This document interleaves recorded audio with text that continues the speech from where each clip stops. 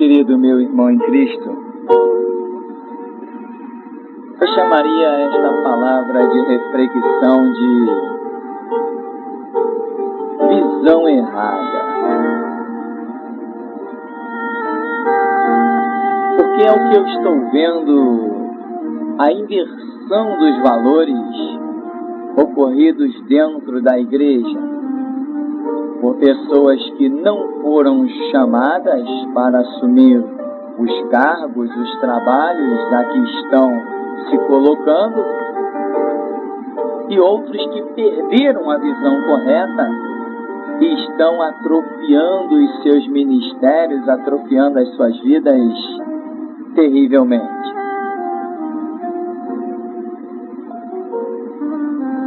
Então eu quero que você me acompanhe nesta hora e analise comigo friamente alguns pontos. Um dos primeiros pontos que eu quero que você analise comigo é o chamado ministerial do grande profeta Isaías. Homem de Deus, pecador?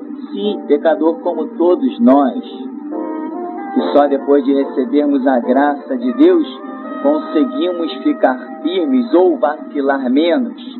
Isaías considerou: eu sou pecador, habito no meio de um povo de lábios impuros, também sou de impuros lábios. Mas veja bem, a questão é que a Bíblia não mostra um histórico macabro, um histórico deplorável e detestável do passado do profeta Isaías. Isaías era uma pessoa normal na sociedade, não era um homem incitando a práticas ilícitas, não era um homem incitando a coisas tenebrosas, falcatruas ou dissensões. Não, a Bíblia não traz esse histórico do profeta Isaías, jamais.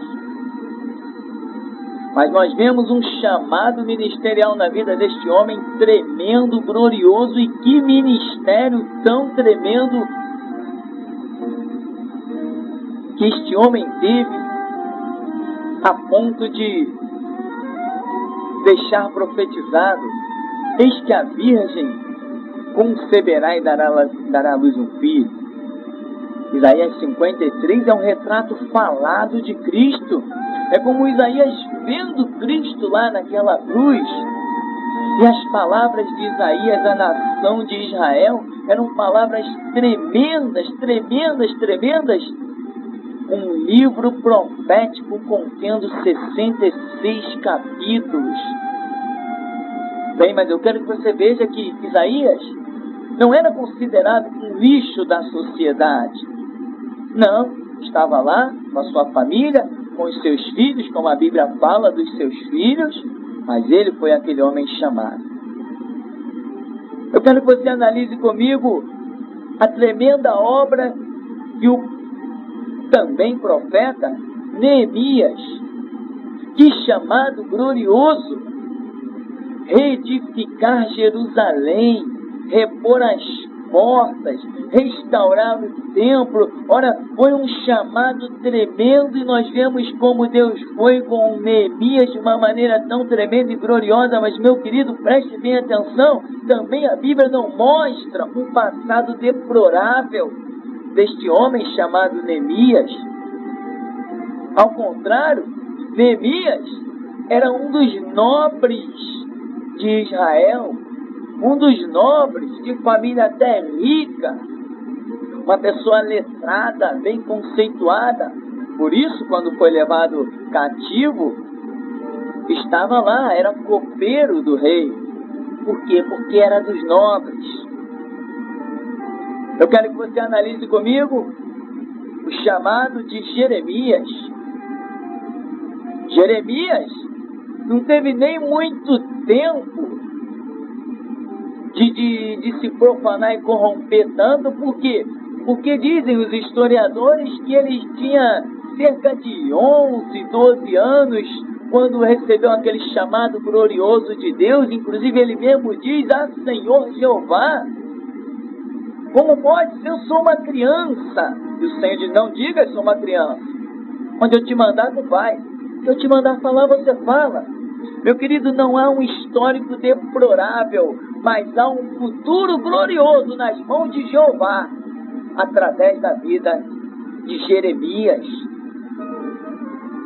A Bíblia não mostra que Jeremias foi um lixo social e Deus fez dele isso, aquilo, outro. Não, ao contrário, Jeremias já era um homem de conceitos divinos e Deus contou com ele por uma obra tremenda. Rei Davi não era um marginal. O rei Davi não era um marginal. Era um jovem íntegro, zeloso das ovelhas na casa de seu pai, um jovem trabalhador, um jovem que encarou o leão, que encarou o urso para livrar o patrimônio da sua família do mal. Qual é o histórico do rei Davi? Foi um lixo? Não. Foi um marginal qualquer? Não. Tinha um histórico deplorável qualquer? Não. Ao contrário, ele o tempo todo depois ele vai demonstrar que ser liberto do urso, do leão, ter aquelas vitórias, ele vai dizer, o Senhor me livrou. O Senhor era com aquele jovem desde o começo. Ele não tinha um histórico de marcas tenebrosas, mas veio a ser o grande rei de Israel, cujo reinado tipifica o reinado messiânico do próprio Jesus, filho do Deus vivo. Por isso Jesus vem ser chamado Jesus, filho do rei Davi. E todos esperavam um Jesus descendência de Davi. Obra tremenda, reinado tremendo, conquistas tremendas em Israel. Mas eu quero te dizer que ele antes não era alguém considerado um marginal na sociedade. Pedro, por acaso, quando Jesus o chamou, o que ele estava fazendo? Estava trabalhando, estava lavando as redes. Estava lavando as redes, Jesus passou e disse para ele, segue. E diz que ele, com outros, Tiago e Zebedeu e uma turma, largaram as redes, seguiram Jesus. O que eles estavam fazendo? Eles estavam roubando, eles estavam furtando, eles estavam mentindo, enganando, fazendo falcatruas. Não! Deus olhou o valor na vida daqueles homens trabalhadores, homens dignos dentro de uma sociedade, pecadores como todos nós. Mas não eram homens dados ao mal, entregues ao mal. Paulo? Quem foi Paulo? Esse aí não valia nada. Alto lá, porque Jesus já tinha deixado uma profecia que vem se cumprir na vida de Paulo. Jesus disse aos seus discípulos, chegará o tempo em que qualquer que matar um de vós, cuidará fazer um bem a Deus. Isso se cumpriu exatamente na vida de Paulo, que matava os cristãos e acreditava firmemente que estava fazendo um bem para Deus. Tá bom? Esse aí vamos considerar então, vamos desprezar um pouquinho esse teor profético da palavra e vamos considerar que isso daí não fosse nada. Foi um assassino, consentiu no apedrejamento de Estevão. Tudo bem. Agora, ele tinha um histórico terrível? Tinha. Ele invadiu muitas casas, ele matou muitas mulheres, quem sabe se não matou até crianças, matou homens, jogou na arena, torturou, fazia pessoas, através da tortura, negarem o nome de Cristo. Paulo fez isso, ele declara ter feito isso. Mas, meu querido, a vida de Paulo não é falando do lixo que ele fez, nem das práticas subhumanas que ele praticou. A vida dele não foi essa. quando ele chegou no Areópago e viu vários altares, onde um estava escrito ao Deus desconhecido, Paulo não se prendeu a dizer: olha, eu que estou aqui, eu quero pregar para vocês porque eu fui A, B, C ou D. Não, ele chegou e disse: olha, esse altar aí é o Deus desconhecido. Esse que vocês não conhecem e reverenciam com o altar, é esse que eu vos prego. Esse que ressuscitou a Cristo Jesus ao terceiro dia e o pôs à destra da majestade. Meu irmão em Cristo, ele não se preocupou em falar do lixo humano que ele tinha sido, mas apresentou a glória, o prato principal, que é a palavra de Deus. Ele tinha um testemunho terrível, era um assassino, invadia casas, ele era sim. Mas quando ele saiu ao mundo, não foi levando o testemunho do que ele tinha sido, que agora ele é. Não, mas sim do que somente ele agora era e conhecia, pregando Cristo Jesus o Senhor. Sabe por que essa palavra, meu querido? Porque hoje as igrejas perderam a visão. E a perda da visão que as igrejas, quando eu falo igrejas, falo lideranças, se deixou acometer, está sepultando ministérios que poderiam surgir na vida de muitos jovens. Hoje em dia, é fachada, é mural, divulga-se na mídia, no dia tal, na igreja tal, vai o ex-bruxo. Ora, vamos parar com isso. Não me interessa que o cidadão foi ex-bruxo, que ele já foi ex. Eu quero saber agora o que ele tem de Deus a falar, não o que ele tem das trevas. Eu quero saber o que ele tem da luz. O que ele recebeu da luz? Não me interessa que ele foi nas trevas. Não me importa. Visão errada. É mais glorioso, meu querido, se abrir a Bíblia num púlpito, ler João 3,16. Deus amou o mundo de tal maneira que deu seu Filho unigênito para que todo aquele que nele crê não pereça, mas tenha a vida eterna. Fecha-se a Bíblia, despede o povo, está todo mundo abençoado. Não vem com esse negócio de jogar um monte de lixo em cima das pessoas, que eu fiz isso, eu fiz aquilo outro. Meu querido, isso é encheção de cabeça, é preencher tempo de quem não tem a palavra. Os ministérios que se utilizam dessas práticas porque não tem palavra para pregar, fica querendo impressionar o ouvido dos outros. Que eu conversava com Satanás, grandes porcaria, eu converso com meu Deus, o Criador dos céus e da terra.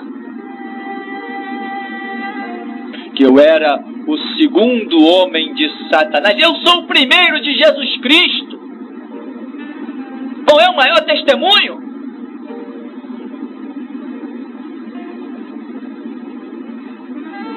Visão errada.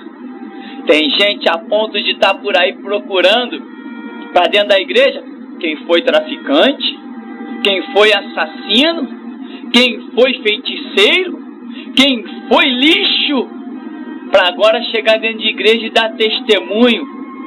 Vai conhecer João 3,16, não tem maior testemunho do que esse, de que Cristo Jesus foi entregue na cruz e ressuscitou ao terceiro dia com poder e glória, e declarou: todo o poder me é dado nos céus e na terra.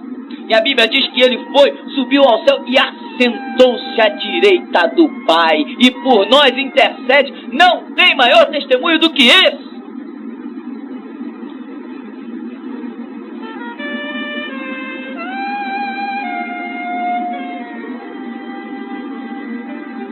Eu já não aguento mais ouvir essas besteiras. É muita besteira pro meu gosto. Hoje em dia, sabe o que acontece? Dentro da igreja, o camarada tem 5, 6, 10 anos de igreja. nasceu num berço cristão, não tem valor dentro da igreja porque nasceu num berço cristão. Vem outros que com 6 meses, 1 ano que estão passeando por dentro da igreja só porque um dia foi alguma coisa terrível, foi um zero à esquerda na sociedade. Tem muito mais oportunidade do que aquele que tem uma formação cristã. Onde é que nós estamos chegando? A ponto de já ouvir coisas como tenho ouvido, de um jovem chegar perto de mim e dizer, para uma pessoa ser usada por Deus, ela tem que um dia ter sido mesmo um lixo na sociedade, não é verdade? Jamais, meu. Jamais. Desde o nosso nascer até o nosso morrer, Deus requer de nós integridade, dignidade, moral, conduta. Mas sabe por quê que esses jovens dentro dessas igrejas por aí pensam assim? Porque as suas igrejas os faz acreditar assim. Porque quem foi um zero à esquerda, quem matou, quem roubou, quem fez outras coisas tenebrosas e terríveis, que desceu às profundezas de Satanás, tem muito mais destaque do que eles, que têm guardado a palavra de Cristo Jesus desde a sua meninice. Visão errada, valores deturpados.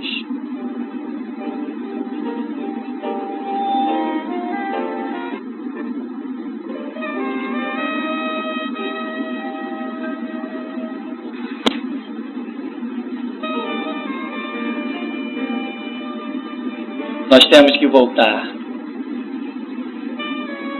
aos valores reais.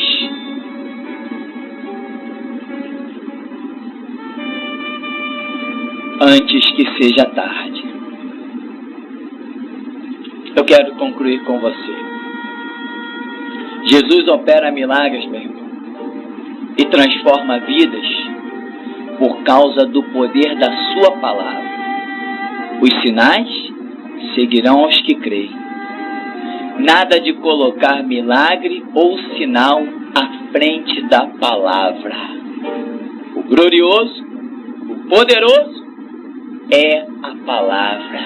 É vida com Deus através da palavra.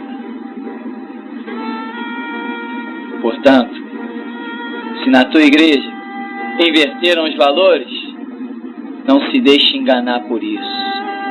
Você não tem que ser um rebelde, você não tem que ser um procurado pela polícia, não tem que sair no mundo para ganhar tiro, não tem que sair no mundo para assaltar banco, para depois chegar dentro da igreja e dizer que Deus está na tua vida. Por favor, é o que estão fazendo por aí dentro das igrejas.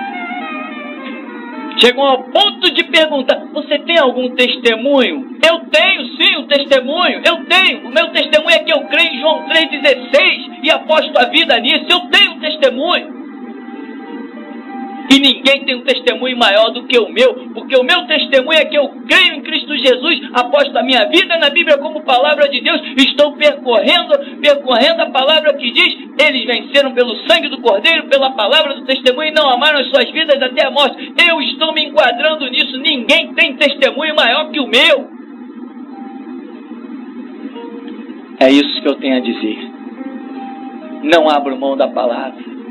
Não vem com esse papo de que fulano tem um belo testemunho, que ele foi ABC, então, puxa, agora sai dessa, meu irmão. Esquece esse papo furado.